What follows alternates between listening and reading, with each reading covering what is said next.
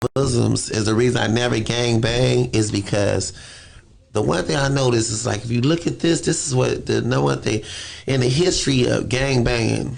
Here go the problem: less than 2% of crimes against the white man is by the black man. Wow. So what that mean is the only reason gentrification exists is because the white man know he's safer in the hood than he is in Beverly Hills. Mm-hmm. So that means me gang banging is just a contract to self-destruct my people. You know what I mean? Shalom. First and foremost, I want to give all praises to the Most High, Yahweh, Bahashim, Yahushai, Bahashim, Rakahakwadash. I want to give double honor to the apostles and the elders of Great Millstone. I want to say shalom to all the brothers and, of course, the few sisters who are pursuing this truth in sincerity. All right, may the blessing of election be upon your house. Now, in that video, he said that gang banging pretty much is a contract to self-destruct. And it is. In order to be in a gang, you got to get DP'd. You know, you got to get jumped in, or you got to commit an act against another group of Israelites. Okay, for a grudge that's being held, or just for the sake of it, right? Which is against the law. It's wicked. Okay, and us as Israelites and as priests and as believers, we are to abstain from all appearance of evil. You can find that in 1 Thessalonians 5:22. Okay, abstain from all appearance of evil, and gangbanging culture is in fact an evil thing. Now, we go to Leviticus 19:18. It says, do not seek revenge. This is in the NLT. It says, do not seek revenge or bear a grudge against a fellow Israelite, but love your neighbor as yourself. I am the Lord. This is a law. Okay. And within gangbanging culture, this law is directly violated. So, in fact, it is a contract to self-destruct. Now, when this was fresh, when it first happened, maybe like 2 weeks ago, you had the head of Sakari co-signing gang culture. They asked him, hey, if you had to go to prison, you had to be in a car. Which car is, the section of the prison you want to be in with a particular group, whether it's the Islams, the whites, the skinheads, whatever. You got the Crips, the Bloods, Hoovers.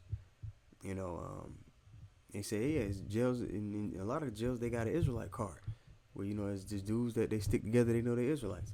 And they asked him what card would he be a part of. And he said, I'll probably go over with the Hoover. I got to be the light over there. Now, the correct answer would have been, well, if I'm put in that situation, I'm just going to have the faith that the Lord puts me in the right place.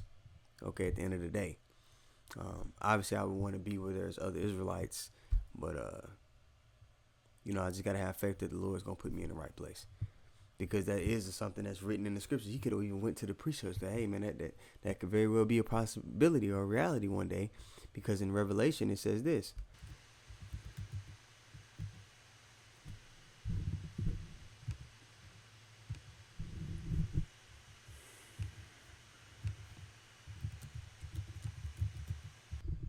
Revelation 2:10, it says, fear none of those things which thou shalt suffer.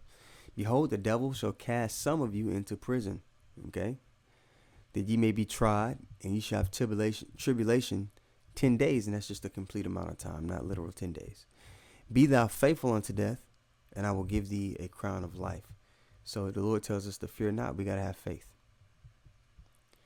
Okay, some of us are going to be cast into prison. That may be a reality for some, okay?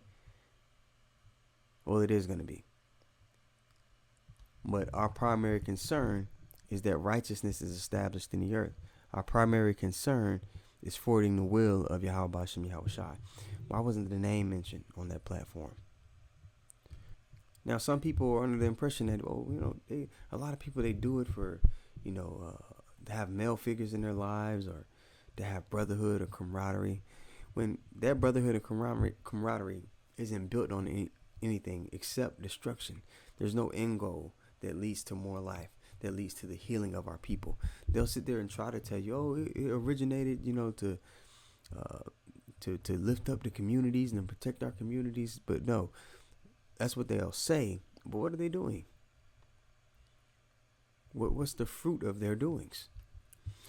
Niggas aren't going to make it onto the chariots to be delivered out of this place as it's being nuked. Niggas aren't going to be protected during Jacob's trouble, when the Lord is specifically having all hell break loose to get rid of 2/3 of his people that are being disobedient and clinging unto evil, going along with the devil's agenda. They're not going to have a hedge of protection.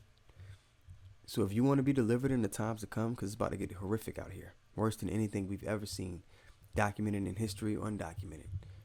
Okay, worse than anything you've seen on a movie. It's going to be worse. So if you want to be protected and delivered out of that, there's a particular conduct and a mindset and perception that you got to move with.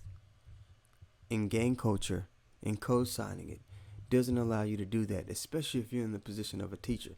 When you're put in a position over people to teach, the mistakes that you make, your students are going to take it 10 times further than you did. So if you slip up and or misspeak or do something off, the people that are learning from you to grow, they're going to take it so much further. So imagine somebody's coming into Sakari and they see that, all right?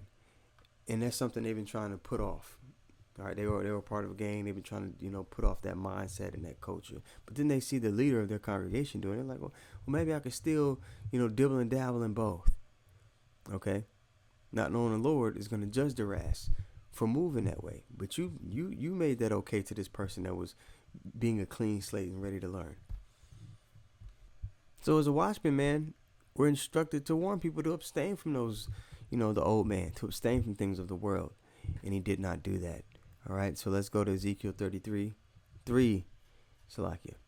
And we'll start at verse 17. It says, Son of man, I've made thee a watchman unto the house of Israel. All right, back in ancient times, you would have a city that was walled, and within that wall, you would have towers where the watchman could watch to see if there were any invaders, to warn of danger on the horizon. And that's what the prophets do in the spirit on this side. Okay, continuing on. Son of man, I have made thee a watchman unto the house of Israel. Therefore hear the word at my mouth, and give them warning from me. Okay, warn them to, to abstain from the pathways of death, which gang culture is one of them. All right. Ezekiel 3:18. When I say unto the wicked, thou shalt surely die, and thou givest him not warning, nor speakest to warn the wicked from his wicked way. Had an opportunity there, even with that question. But because you wanted to make it palatable to the world, to the people in the room, because you wanted to make it palatable to the people sitting on the couch across from you, who play no factor in deciding whether you receive salvation or not, whether your people receive salvation or not, what's going to be the recompense for it? Nor speakest to warn the wicked from his wicked way, to save his life. The same wicked man shall die in his iniquity, but his blood will I require at thine hand. So you'll be thrust through with those niggas. And you really will receive twice as many stripes because you knew what the Lord required of you. Verse 19. Yet if thou warn the wicked, and he turn not from his wickedness, nor from his wicked way, he shall die in his iniquity, but thou hast delivered thy soul. Don't co-sign, don't even make it seem like any of the wickedness niggas do is okay, because it's not. All right? We're not going to be perfect here on this side, obviously. But we are to rehearse the righteous acts, as stated in Judges 5:11. We don't have to be cool or down with niggas. You could have just told them the truth. Well, I don't want nothing to do with that, to be honest. I've been there, done that. It's not beneficial for us actually ruling the earth in righteousness. That's the goal. We want to govern the earth in righteousness. And us governing the earth is going to benefit all people. But it starts with us getting our act together. Us holding up a standard. That's not what you did. So, I just wanted to do this lesson briefly. I wanted to do it earlier when it first happened. That was last week. But I said, I'll just do it now. Okay? But we are to abstain, again, from all appearance of evil. All right? So, Abaratazah, the lesson was edifying. I want to give all praises once more to Yahweh, Bahashem, Yahweh Shai, Bahashem, Rakahakudash. I want to give double honor to the apostles and the elders of Great Millstone. All right, I want to say shalom to all the brothers and, of course, the few sisters who are pursuing this truth in sincerity. May the blessing of election be upon your house. All right, shalom.